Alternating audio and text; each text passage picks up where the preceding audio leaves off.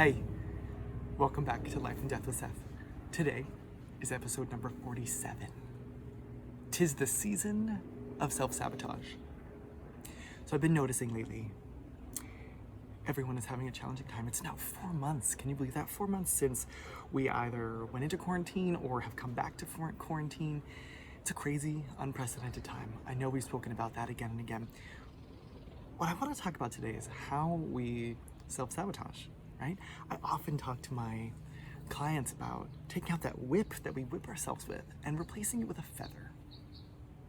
All that to say, we're way too hard on ourselves, right? Sorry, I feel like there's a bug in my hair. I'm outside.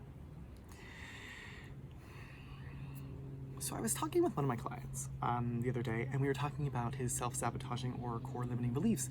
And what was fascinating is what we came up with. Now, what's a core limiting belief or a self-sabotaging thought? I'm not good enough. I'm a complete failure. I've wasted my life. I've wasted time. I'm not pretty enough. All those are core limiting beliefs. Now, I want you to know they did begin at a time in your life when you absolutely needed them.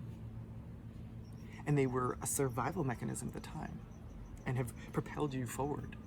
But they're no longer serving you. For example, when I was 8, I was diagnosed with a severe learning disability. Again, I'm outside. So I was diagnosed with a severe learning disability at 8, and I went to special ed courses, and I could not somehow recount a story in chronological order. I'd always start here and then go there and then blah, blah, blah. So I worked so hard for a couple of years, and then I developed this belief that I'm not good enough or I'm not smart enough. What did I do then? That propelled me, inspired me, and motivated me to graduate high school 3 years, to become valedictorian, straight A's, go to college, go abroad, learn 6 languages. Like, it has really inspired and motivated me in my life. Now, I do experience the I'm not good enough. Every once in a while, I might mess up a story or a sentence or not be speaking eloquently. And I think, I'm not good enough or I'm not smart enough. And then it comes, right? What do? So I identify it quickly and acknowledge it.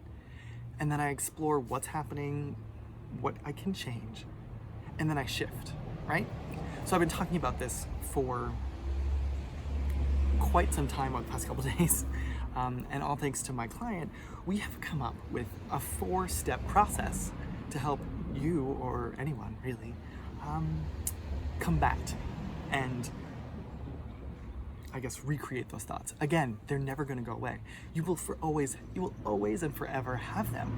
But the ability to shift quickly is the most important thing here.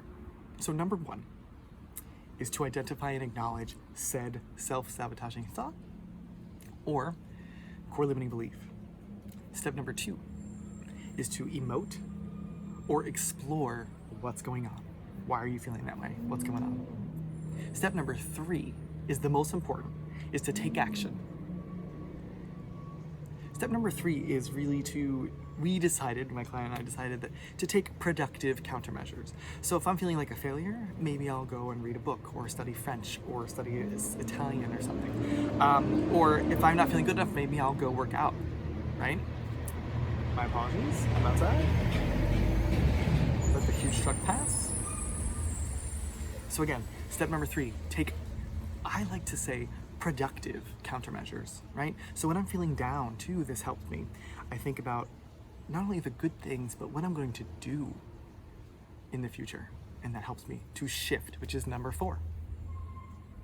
So the whole process is to really shift your mindset. I think eventually we get to points where we really truly, we take the core beliefs and then we flip them around, right?